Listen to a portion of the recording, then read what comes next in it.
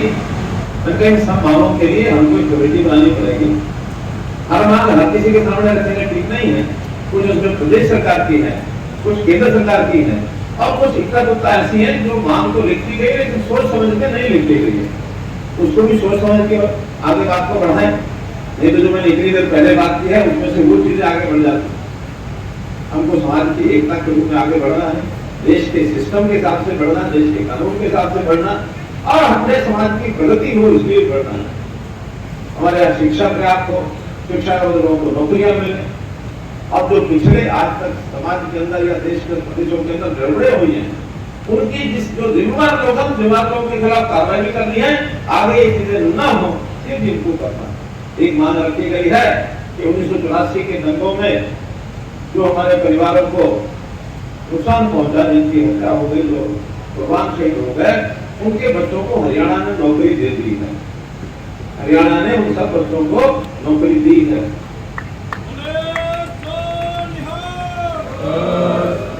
अब मांग यह है कि ये नौकरियां दूसरे प्रदेशों के को भी मिलनी चाहिए। उन्होंने कहा कि ऐसे कहां का घटना हुई है तो हम प्रदेशों को बात करेंगे, ये सेंटर का काम नहीं है। ऐसे प्रदेशों को बात करेंगे कि भाई हरियाणा ने अगर नौकरियां दी हैं तो आप ये दे दो। ऐसी ऐसी कई और मांगे हैं जो या तो हरियाणा सरकार से जुड़ी है या दूसरे प्रदेशों से जुड़ी हुई है। जहां तक ये गलियारा कुछ सिस्टम उसको भी ठीक करना, सरल बनाना है। तो देखते आती है फॉर्मेलिटी ज्यादा है, ये काम केंद्र सरकार का है। हम दोनों बात करेंगे कि इसके अंदर जो समस्याएं आती हैं उन समस्याओं को ठीक करने का काम को करना चाहिए, निश्चित करेंगे, उसमें कहीं कोई दिक्कत नहीं आएगी।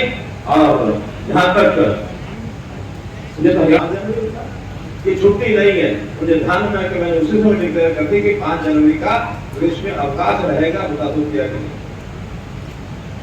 मोदी जी के सामने विषय आया कि 26 दिसंबर को और वीर बाल दिवस के नाम से उस बाल दिवस की घोषणा की है। कितने काम किए को मिल करके जो अच्छे काम हुए हैं उनके बारे में सब लोगों को बताएं, और जो गलत काम हुए हैं उन गलत कामों की जानकारी भी सबको होनी चाहिए, किसने किया किसने नहीं किया। ये राजनीतिक मंच नहीं है आज, क्योंकि राजनीतिक मंच की तरह मैं कुछ बातें छेड़ दूंगा तो हो सकता थोड़ी सी तकलीफ सरदार गुजर से को भी हो जाए। त्रिलोचन सिंह जी को, क्योंकि त्रिलोचन सिंह जी जिनको हम गालियां देते हैं उस वाले में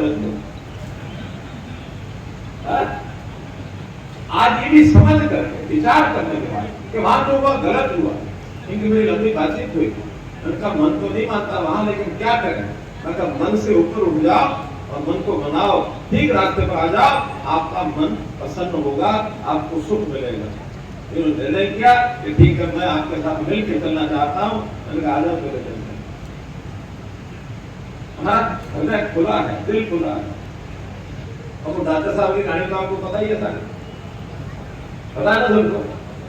लेकिन मैंने उनसे बात की, उन्होंने भी पिछली बात से भूल जाने के लिए कहा, हमारी इनकी दोस्ती हो गई है। जरूर आपको बता देते हैं।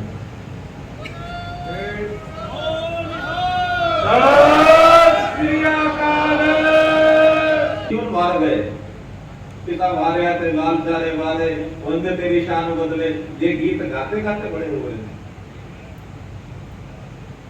तो इसलिए उन बलिदानियों के आदर्श पर चलने वाले हम लोग, देश और समाज के हित पर चलने वाले लोग, किसी के बहकावे में बताओ, किसी के गलत रास्ते पर चलने के लिए तैयार मत हो। इस नाते हम चलेंगे और इस नाते से चलने की प्रेरणा हमको जो मिलती है। आज मैं एक और नाम याद कराता हूँ, वो है सरदार भगत सिंह। आज सरदार भगत सिंह जी का जन्मदिन है ना मालूम? बहुत लोगों को पता भी नहीं होगा।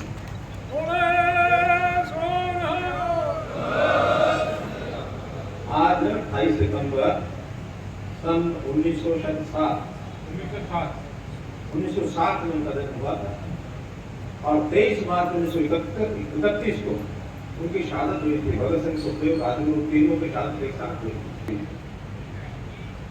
इसलिए मित्रों, हमारा इतिहास बड़ा उज्जवल है, हमारी सोच ऊंची है, इसको ऊंची बनाए रखना इसको नीचे मत होने देना, इतने निवेदन करते मैं मेरी बात को समाप्त करता हूँ। तो जब सजाया गया तो सब पांच प्यारे, ये सारी घटना हमको पता, लेकिन अगर मैं ये पूछूं कि उन पांच प्यारों में सिख कौन था, कोई नाम बता सकते हैं?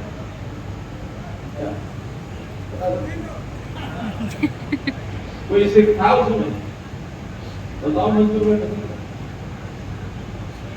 सिख नाम से उस समय किसी व्यक्ति का कोई पहचान नहीं थी। समाज के सब अलग अलग जातियों के लोगों को बुलाया गया और उनका एक टेस्ट लिया था कि आपको खालसा पंथ या जिसको कहना चाहिए उनको अमृत छकाया जाएगा और उनको विशेष प्रकार का एक परिधान, विशेष प्रकार का एक काम, विशेष प्रकार के एक आदर्श स्थापित करने की बात ये गुरु गोविंद सिंह जी ने की थी। उसके बाद ये चीजें बनना शुरू हुई। गुरु साहब उसके कुछ दिन के बाद गुरु गोविंद सिंह जी नांदेड़ में जाकर के उनकी भेंट होती है बाबा बंदावीर बैरागी। बंदावीर बैरागी भी उस समय कोई सिख नहीं थे, कोई बैरागी थे, संत थे। जन्म उनका हुआ था रियासी में। रियासी के पास एक गांव है, उस गांव में गया हूं। उस गांव का नाम है हिरणी। हिरणी उस गांव का नाम पहले शायद नहीं रहा होगा, लेकिन उस समय गुरु थे और उस समय बंदावीर बैरागी के बाद उसका नाम हिरणी पड़ा। उसने पढ़ा कि वो राजपूत थे जन्म से और एक शिकारी थे, अच्छे शिकारी उस समय होते थे। शिकार करते हुए जंगल में उन्होंने एक हिरणी का शिकार किया। हिरणी को जब तीर मारा, पेट में लगा, हिरणी तो मर गई, लेकिन जब पेट में लगा, पेट फटा, उसमें से 5 जिंदा बच्चे वो एकदम निकले। गर्भ में से 5 बच्चे निकले और तरफ तरफ से मरे। ये लक्ष्मण नाम था उनका, तेग बहादुर जी का, अपना बाबा बंदा बैरागी का, उनका नाम लक्ष्मण था। लक्ष्मण उस समय पिघल गया और उनके मन में वैराग्य जाग गया। क्या विचार आए होंगे, क्या नहीं आए होंगे। पास में रियासी के अंदर एक पेड़ के नीचे जाकर के तपस्या करने लगे, चना नदी पार करके। वहां भी आज उनके नाम का गुरुद्वारा बना हुआ है। फिर सन्यासी नाते से होते होते गोदावरी किनारे नांदेड़ जाकर तपस्या करने लगे। पहुंचे हुए संत हो गए। गुरु साहब को उनको पता लगा होगा, जाकर उनको बताया कि आप ऐसे सन्यासी लोग के आप तपस्या कर रहे हो। उत्तर भारत में लोगों के ऊपर अत्याचार हो रहे थे। वो लोग कौन थे जिसका जिक्र गुरु से अपने त्रिलोचन सिंह जी कर रहे थे। इस सनातन धर्म को बचाने के लिए गुरु तेग बहादुर जी ने अपना बलिदान दिया। ये बात सही है कि उस समय सनातन धर्म था और भी कुछ संप्रदाय रहे होंगे, लेकिन अपने देश का समाज, जिसको हम सनातन धर्म कहें, हिंदू समाज कहें, अलग अलग नामों से पुकार सकते हैं, उस समाज की रक्षा सुरक्षा करने का एक बीड़ा उठाया था हमारे गुरुओं ने। एक फौज बनी थी, एक सेना बनी थी और उसके बाद चलते चलते हमने मुगलों को कमजोर किया। मुगलों को कमजोर करने के बाद हम आजाद होने की स्थिति में आए। 1757 की लड़ाई भी है, 1857 की लड़ाई भी है, हम आजाद हो सकते थे। लेकिन 1857 के आसपास इस देश में अंग्रेजों ने और अपना कब्जा कर लिया। अंग्रेज व्यापारी बन के आया था यहाँ, ईस्ट इंडिया नाम की कंपनी स्थापित की थी उन्होंने और उस ईस्ट इंडिया कंपनी के माध्यम से व्यापार करते करते कुछ कॉलोनियां बना ली। कॉलोनियों के माध्यम से अपना राज स्थापित कर लिया। कॉलोनियों में धीरे धीरे सारे देश को राज कर लिया। हम मुगलों को छोड़ करके अंग्रेजों के पीछे लगे। इस लड़ाई में भी बलिदान हुए, हजारों लाखों बलिदान हुए और उन बलिदानों में भी हमारे सिख समाज के लोगों ने कोई कमी नहीं छोड़ी। जैसा बताया कि अधिकांश ऐसे, क्योंकि हमारी कौम लड़ाकू कौम थी, है, पहले भी थी, आज भी है। हम देश के ऊपर मरना मिटना जानते हैं, धर्म को बचाना हम जानते हैं। तो इसलिए भी ये बंदा भी सिख समाज से संबंध रखता है।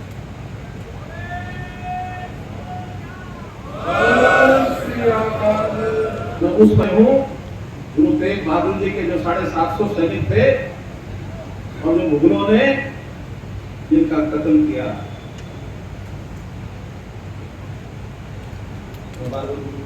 के जो 750 सैनिक थे उनकी सेना में से एक सैनिक हमारे पूर्वज है। इसे आगे बढ़ा, आगे बढ़ते बढ़ते इस देश को आजाद कराने की मुहिम ये चली। आजाद हुए, आजाद होने के साथ साथ थोड़ी सी जो गड़बड़ होनी शुरू हो गई, आजादी से पहले शुरू हुई कि हमारा समाज एक था, एकता में सब काम करते थे। एक छत के नीचे गुरु ग्रंथ साहब जी की जो श्रीमद् भगवत गीता का पाठ, जितने भी हमारे धार्मिक काम होते थे वो सब एक ही छत के नीचे होते थे। हमारी समाज की परंपरा एक थी और तो आज भी है। हमारे नाम एक थे, हमारा वेश एक था, हमारी खान-पान एक, भाषा एक, बोली एक। भाषा बोली प्रांतों के हिसाब से बनी कि जो इस क्षेत्र में आज जो पंजाब जिसको कहते हैं हरियाणा, तभी उसका एक पार्ट था कि जो इसमें हमारी मुख्य भाषा जाती थी। बाद में जब के साथ हिंदी शुरू हुआ और एक समय ऐसा आया कि देश के प्रांतों का जो गठन हुआ वो भाषाओं को लेकर के होने लगा। तो और आज जो पंजाब है उस इलाके के लोग आपस में भाषाई आधार पर अलग अलग प्रांतों में बैठ गए, एक पंजाब हो गया, हरियाणा हो गया। उससे पहले सिख समाज अलग है, ये परंपरा भी शुरू हो गई। अब ये ऐसे कुछ विषय है, मैं इतना ओपन बोलता हूँ कुछ हमारे भाइयों को लगातार सुप्रीम कोर्ट के अंदर लड़ाई लड़ी और सुप्रीम कोर्ट में लड़ाई लड़ करके हरियाणा की अलग से गुरुद्वारा मैनेजमेंट कमेटी बनाने में हमको सफलता मिली। तो मित्रों, सिख इतिहास कोई एक दिन का, 2 दिन का, 10 दिन का नहीं।